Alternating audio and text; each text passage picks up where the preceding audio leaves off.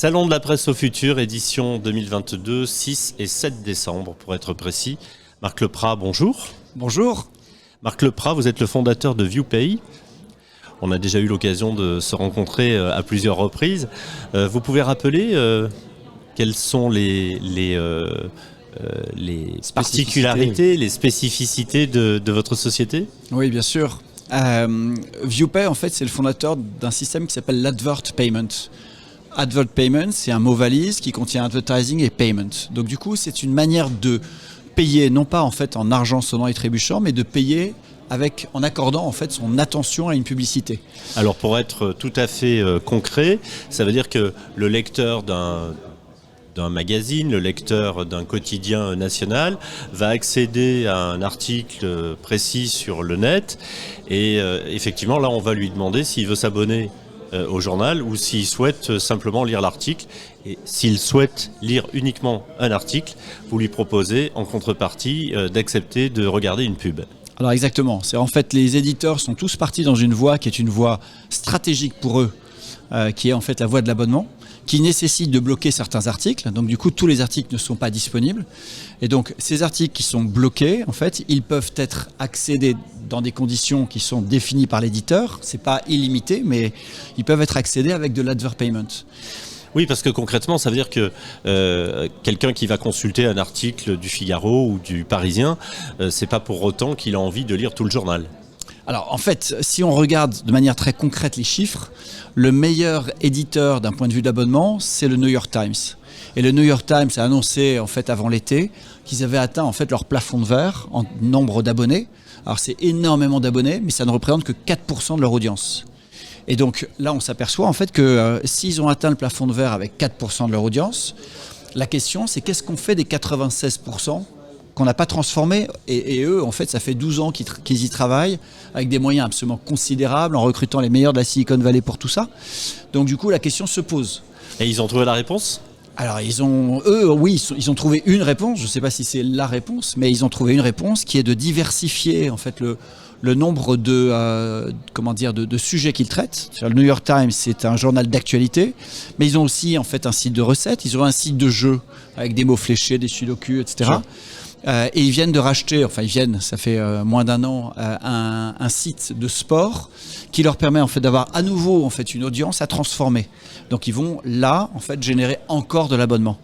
Mais en fait, ce qui est intéressant, c'est de se dire, est-ce que véritablement les gens peuvent s'abonner à tout ? Et la réponse est non. Enfin, si je vous pose la question à vous, vous êtes sans doute abonné à quelques journaux, quelques magazines. Moi, je suis abonné au Monde, mais parce que je suis abonné au Monde, je suis pas abonné au Figaro, par exemple. Je pourrais choisir l'un ou l'autre, mais voilà.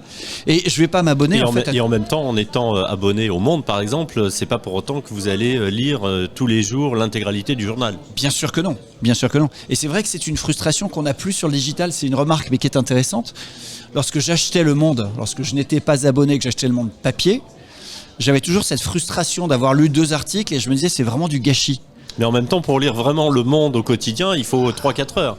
Il faut la journée. Il faut la journée. Mais on n'a pas cette perception en fait sur le digital et ça c'est plutôt intéressant parce que du coup en fait l'abonné digital n'a pas cette frustration d'avoir le sentiment de payer pour quelque chose qu'il ne consomme pas même s'il ne lit que 3 articles par jour. Alors que papier c'est différent. La naissance de ces kiosques numériques, justement, avec des choix de lecture différents, elle doit faire face à un ennemi, en quelque sorte, Adblock. Comment ViewPay se positionne face à Adblock, justement ? Alors, c'est intéressant. Effectivement, ça fait longtemps qu'on parle d'Adblock. On en a beaucoup parlé il y a quelques années. On en a beaucoup moins parlé récemment parce qu'en fait, l'audience est partie sur les mobiles. Et donc, en partant sur les mobiles ne disposaient pas d'Adblock. Donc, du coup, les éditeurs ont soufflé en disant « Ouf, ça y est, maintenant, le problème de l'Adblock est derrière nous. En fait, ça n'existe plus. » Or, aujourd'hui, en fait, le développement des Adblocks sur les mobiles est considérable. Et donc, du coup, on rencontre un problème qui est intéressant, que vous évoquez, sur lequel l'Advert Payment peut effectivement servir, puisque, en fait, l'Advert Payment peut servir à débloquer n'importe quel type d'article ou de contenu dans un contexte donné. Donc là, en l'occurrence, l'éditeur, grâce à l'Advert Payment, peut tout à fait mettre en place un Adblock Wall et on l'aide à mettre en place cet Adblock Wall et du coup dire à l'utilisateur qui arrive sur le site, vous avez d'abord expliquer le modèle parce que ça c'est quelque chose d'important. Il y a quand même cette pédagogie, voilà justement. Elle est essentielle. Expliquer pourquoi en fait l'Adblock pose un problème et dire mais ok, si vous voulez naviguer avec AdBlock, vous pouvez le faire. Dans ce cas-là, en fait, regardez une vidéo ViewPay, parce que ViewPay n'est pas adblocké, donc ça c'est une vraie force. Regardez une vidéo ViewPay et on vous laisse surfer pour le temps de votre session avec votre AdBlock. Et bien évidemment, il faut toujours une alternative face à ViewPay. L'alternative, c'est de désactiver votre AdBlock et on leur explique comment faire. Donc soit cette option-là de ne plus utiliser AdBlock, on peut aussi penser parfois aux cookies qui, selon si on les accepte ou on les refuse, vont nous permettre, comme on en parlait avec Alain il y a quelques instants, de lire ou de ne pas lire l'entièreté d'un article.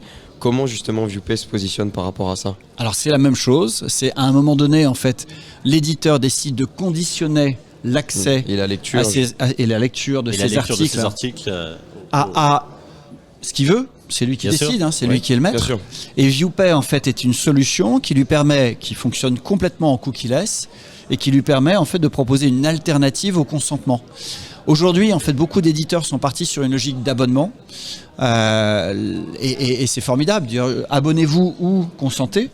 Moi, je suis pas absolument certain aujourd'hui que la CNIL en fait va pas à un moment siffler la fin du jeu, parce que quand on parle de consentement libre, en l'occurrence, si on vous dit vous abonnez ou vous consentez, je crois pas que le consentement soit très libre.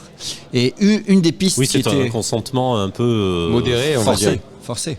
Et une des pistes en fait qui avait été suggérée par l'IAB d'ailleurs lors d'une réunion, je fais partie de l'IAB, lors d'une réunion avec la CNIL, Internet Advertising Bureau, c'est le syndicat en fait de l'internet, en fait des régies internet. Et une des pistes a été mais comment vous allez juger de ça? Et la CNIL avait répondu on jugera au cas par cas.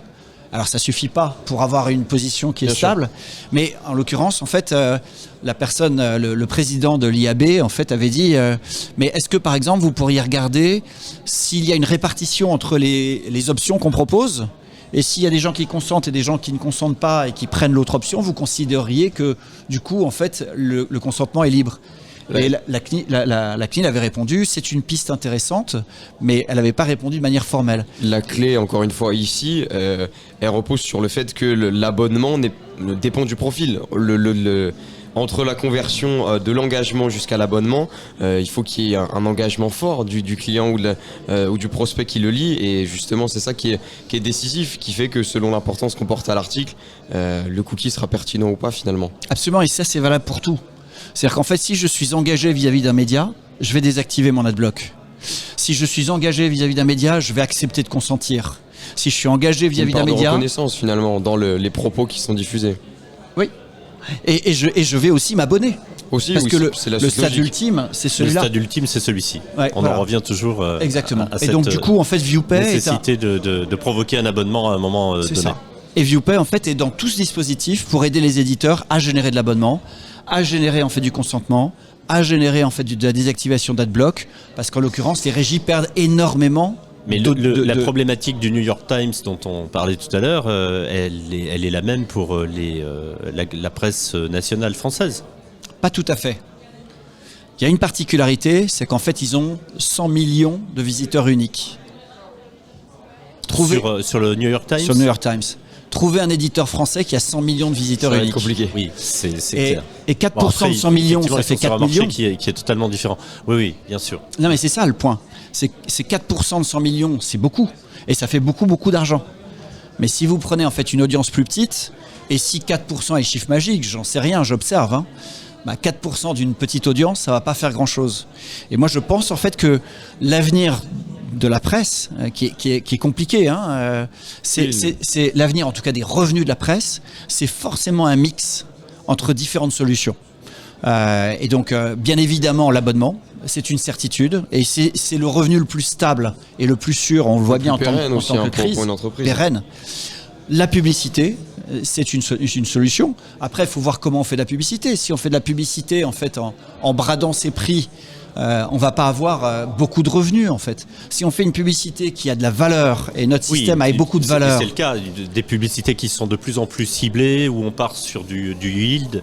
Et effectivement, on arrive à avoir quelque chose de beaucoup plus pertinent et de beaucoup plus fin pour les annonceurs et pour les éditeurs. Alors c'est ça, il faut chercher quelque chose qui est intéressant pour les annonceurs. Et les annonceurs, ils sont prêts à payer cher quand on leur propose des choses qui sont vraiment intéressantes.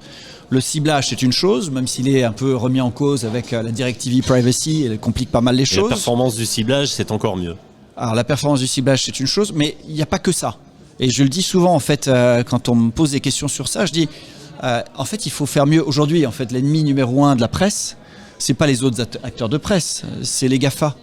Ben, il faut faire mieux que les GAFA. Et en l'occurrence, les GAFA, dans leurs outils publicitaires, ils font pas très bien.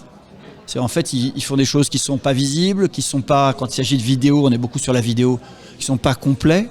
On est sur une facturation au lancement de la vidéo avec une visibilité qui est considérée comme complète au bout de 2 secondes et 50% de surface, ce qui est nul. Le son qui est off la plupart du temps. Enfin voilà, il y a plein de sujets. Il joue vraiment sur le volume. Il joue sur le volume. La différence, elle est là surtout. Absolument.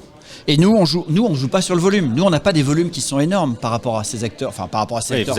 Vous allez privilégier la qualité à la quantité. La qualité. Et grâce à la qualité, en fait, on arrive à rémunérer nos éditeurs entre 30 et 45 euros du 1000, ce qui est plus cher que ce que nos clients, en fait, vendent eux-mêmes. Souvent, en fait, la publicité vidéo est vendue entre 10 et 15 euros du 1000. Donc nous, on arrive en fait à vendre suffisamment cher pour les rémunérer entre 2 et 4 fois leur prix de vente. Donc une marge brute versus un prix de vente. Donc voilà. Et en fait, un point important, c'est que on pousse les éditeurs à commercialiser eux-mêmes. Donc on a de plus en plus d'éditeurs qui mettent ViewPay en fait dans les mains de leur régie. Et donc c'est la régie que l'on forme à la vente de ViewPay. L'utilisation du coup. Et l'utilisation. Et donc du coup, ils ont les accès. Et nous, on est juste un fournisseur technologique, ce qu'on aurait voulu être exclusivement, mais on a dû monter une régie parce qu'au départ, les gens disaient « je comprends pas comment ça se vend votre truc ». Donc on l'a fait. Mais de plus en plus, maintenant, en fait, on a des éditeurs qui s'approprient. Beaucoup plus concret. Absolument. Marc Leprat, c'est toujours un plaisir de vous recevoir. Plaisir partagé. Merci d'être venu sur cette édition. Je vous dis à l'année prochaine.